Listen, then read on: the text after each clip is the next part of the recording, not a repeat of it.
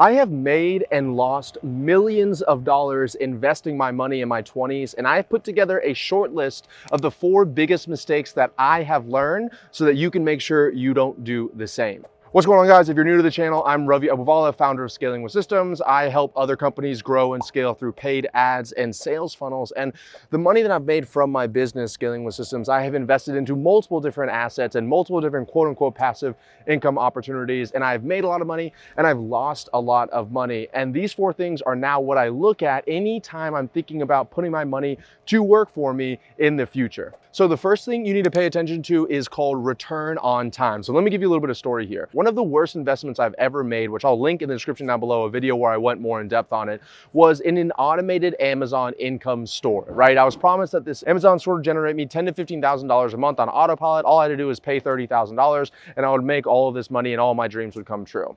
After having the store for 2.5 years, my brother and I recently did the numbers for our tax return in 2020. And one of the things that we realized is that we had netted less than $30,000 for 2.5 years of our work. Now, for some people, that might be an incredible amount of money for you and you might be absolutely stoked. But for me, the amount of time that I spent setting up the store, messaging the person that ran the store, messaging the VAs that ran the store, trying to file the taxes, wondering if the store is even working in the first place, dealing with the American Express credit card bills, dealing with Amazon messaging me and calling me, dealing with wrong packages being sent, was for sure not worth that $30,000 to me. And it's because I can spend my time doing other things that I've identified inside my business, such as shooting these videos or creating sales funnels, that makes me much more of a return on investment on my time. So even if you are happy about how much maybe the return on investment could be for a real estate property you're thinking about doing, or stocks or crypto or something like that, just pay attention to how much time are you realistically going to be using in order to make that investment happen. And then also think about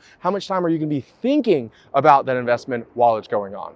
So the second investment mistake that I made was not understanding early enough on in my investing career the concept of risk versus reward.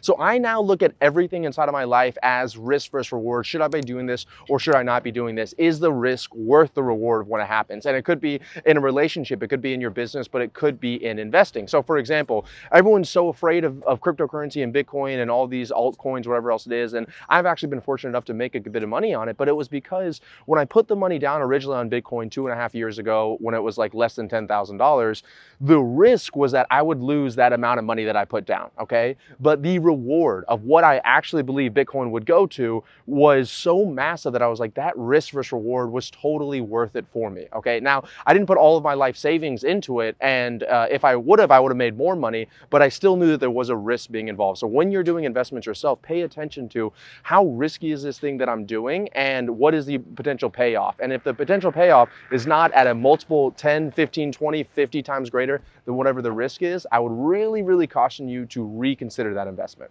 So the third investing mistake that it took me so long to figure this out, and I still have a hard time doing this because I don't like losing money, is the concept called sunk cost fallacy. And the sunk cost fallacy pretty much says that at some point when you are making money or you put your money into an investment or you put time into an investment, whatever else it is, at some point it doesn't make sense for you to continue to put money inside of it. But the way human nature is, you think, oh, if I just put a little bit more money inside of it, I should put a little bit more money inside of it, I spend a little bit more time on it, then I will get my return back from all of the time that I put on that. And let me give you a few great examples of that. When I was graduated college and I was going to go after college to law school, I had spent arguably the past 14 to 18 years preparing for law school between, pre-law and studying for LSAT and getting good scores on my tests and making sure I went to the right internships.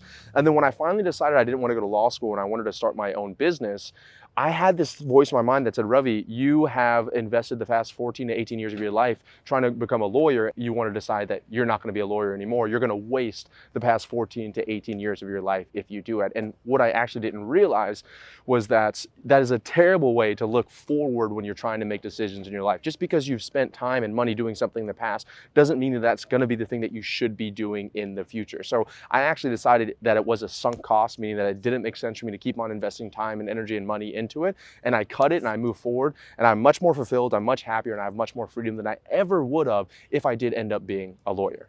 And the fourth and final investment mistake that I made in my 20s, that please just understand this, if I could just shake this camera and tell you right now, is that there is no such thing as direct measurable ROI. So what does that mean? That means that not every single dollar that you put to work for you, or not every single second of your time that you put to work for you, is always going to result in something that you can be like, that's the ROI that I got from that. That's a return on investment from that time or that money that I spent doing that.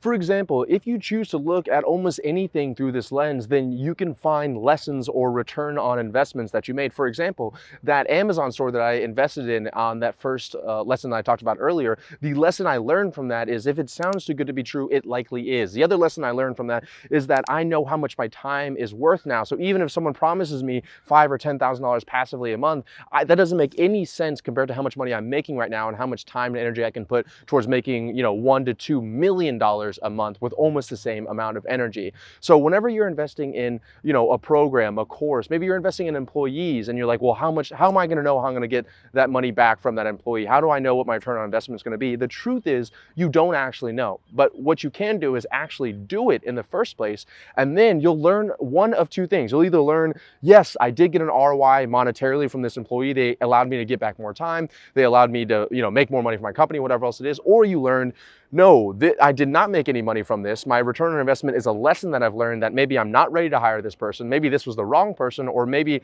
I don't have the right systems in place to hire people in the first place. So always understand that it's not going to boil down to a 10% return, 50% return, 20% return on every single thing that you do, and that you might have to look a little bit harder to actually see what your return on investment was. So there you have it, ladies and gentlemen. That is the 4 investing mistakes that I have made in my 20s, and hopefully you don't do the same. If you guys got value out of this video, be sure to smash the like button, hit subscribe, and then check out this next video on the screen as far as the worst purchases I've made as a millionaire. I'll see you guys in that video.